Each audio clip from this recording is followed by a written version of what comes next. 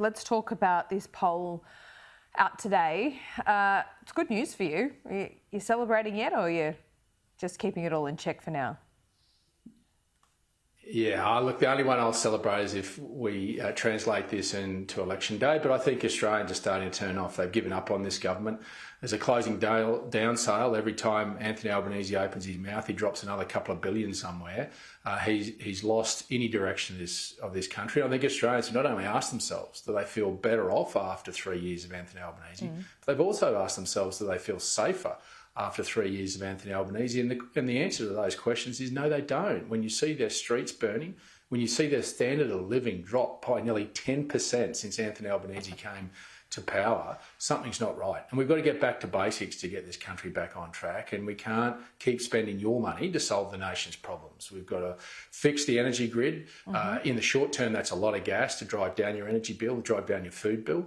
And long term, it's nuclear, but it's also about sensible migration to give some hope, allow buying some time for states to build some homes, and bringing in people that we can actually use to help build us those homes, and banning foreign investors from competing with Australians on a Saturday at auctions.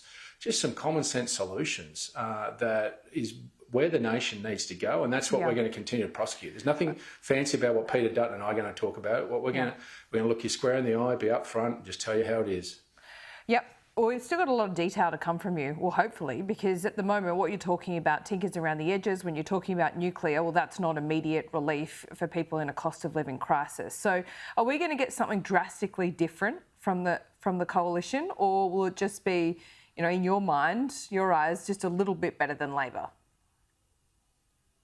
No, we've already been very detailed about our nuclear plan. It's 44% cheaper. That means that you don't have to pay that capital cost in your energy bill, and that is something you'll see ongoing, because this transition will continue and will start into nuclear as soon as we're elected, and you're paying for that already. Okay. So can I put a question to you reduction on that? You'll see more gas. Yeah, because there's a lot of questions I would put to you about how cheaper electricity is going to be under a coalition government and when. So how much cheaper, and when do people see it in their power bills? Yeah.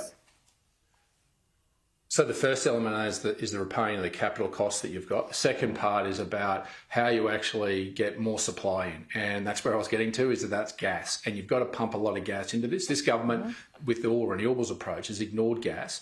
So you can get gas into the system in 12, 18 months. In fact, there's 60 odd petajoules just west of me that's going to come in over the next 12 to 18 months, ramping up to 120 petajoules. Yep. There's some work on infrastructure there. There's also that'll also feed into reducing your food bill, and we're taking on the supermarkets to make sure there's transparency. But also in terms of housing, we've said that we're going to pause the construction code from this 7-star status that we've got at the moment. That's added $60,000 to the construction of a home, to actually not just pause that, but go line by line and remove what we can to be able to reduce costs in your housing. So this is about sensible policy without having to spend all your money. But underpinning that will be gas, and a lot of gas in the short term. And we'll be very detailed about the infrastructure to get that gas into the system and get that in within the next 18 months or so. So you're not willing to say, $300 cheaper per year by the end of your first term? Well, I mean, that would be very dangerous from opposition when you had an opposition last time that promised you $275 reduction. And that's why I'm asking you. By over $700. Whether you're willing to make a similar promise. That's why because you've got to be honest with the Australian people. I've just said that Peter Dutton and I are going to be upfront and honest. But what we can guarantee, and no matter how many essays you want to write, like Jim Chalmers, demand and supply principles are pretty simple. They haven't changed. If you increase supply, prices will come down. And if you look at how our energy bill's determined, it's determined by the highest energy input cost, and that's gas. So if you increase supply, the price should stabilise and come down. That's what you've got to do, is create the environment as a government. And what I'd rather be able to say to the Australian people is we're going to stick to the simple basic supply and demand principles to drive down your price, not an ideology of an all renewables approach that's driven up your bill by now over $1,000 from what you're promised. Well, if ideology comes into it, you're still signed up to Paris. Are you going to push? Is that one of your priorities, to convince Peter Dutton to pull away from it now that Trump has?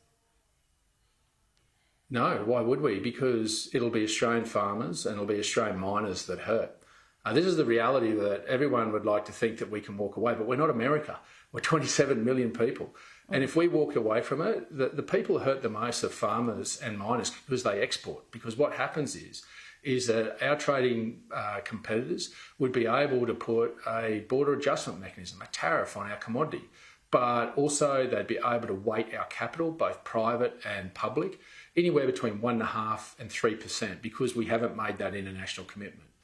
And that is the stark reality of the world we live in. Now, whether the world reacts to Donald Trump and to the United States is a matter for the United States, but we're our own sovereign nation. And you've got to understand your place in the world. As much as you think you can tell the world what to do, you can't. We live by international trading rules. That's what's created the wealth in this country. And while ideologically it might sound great, you might get a warm, fuzzy feeling to tell the world to get lost. The reality is it's my people that'll hurt the most when there is a sensible pathway to achieve this. If you don't try and do it all by 2030, it's not a linear pathway to achieve it. We're signed up to this. We'll get there, but we'll get there a uniquely Australian way. And that's what I think nuclear will play a part, but so too will gas with carbon capture storage in the short term. I mean, when we talk about the US, which is the most recent election which I covered, and all the polls were famously wrong and have been for the last couple of presidential elections, it's been the same case here in Australia. So I understand why you're not counting your chickens too early, David Littleproud. But when you look at the broad numbers, what people are telling us is that it's going to be a minority government either way. It's either Labor Greens with the Teals, or can the coalition do a deal with the Teals? What would you be willing to do a deal on? Well, look, I think the reality is politics is the brutal game of arithmetic. If we don't get to the 76, I think there's probably only 3 or 4 on the crossbench that we'd be able to work with that would not impose an ideology like the Greens are asking for, and that's what Australians have to ask. And I think Bob Katter and Di Lee and Rebecca Sharkey, but even Allegra Spender, I think, has understood that. She's given up talking about trying to save the planet. Now she's understood it's about trying to save Australians' wallets. And we can do both if we're sensible about this. So, look, I mean, there's others that you can talk about, but obviously our first step is to beat them all. And that's what we're focused on. And I think that's the stark choice that Australians also need to ask themselves. Do they really want a minority government, or do they want a direction set and for us to get on with the job? That was what happened in the last election. Labor got that opportunity for 3 years and they buggered it. Just look at it. Our country's in a mess economically and socially. So it's better to have a majority. So we're saying to the Australian people, if you want to change, make it easy for us to get in there and clean this mess up and clean it up quickly. So is that part of the reason why you won't junk Paris? Because you need the Teals, or you might need them? No, because as I just articulated, the people I represent are the ones that are going to hurt the most because we're exporters. If you look at the agricultural sector, we produce enough food and fibre for 80 million people. We're a nation of 27 million people.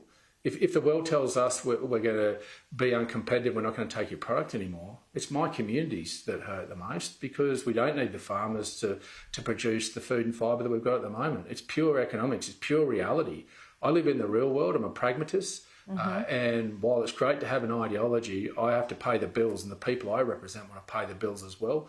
And that's also the mining sector. The mining sector would be tariffed as well. So why do we want to make ourselves uncompetitive if we're just sensible about this? And we've got time. We don't need, what you're experiencing at the moment is this reckless race to do it all by 2030. We've got till 2050. And if we really want to change the world, we should be pressuring China, in particular, in reducing their emissions quicker because they're signed up to 2060, not by 2050, and they have a greater impact on the global climate than what Australia does.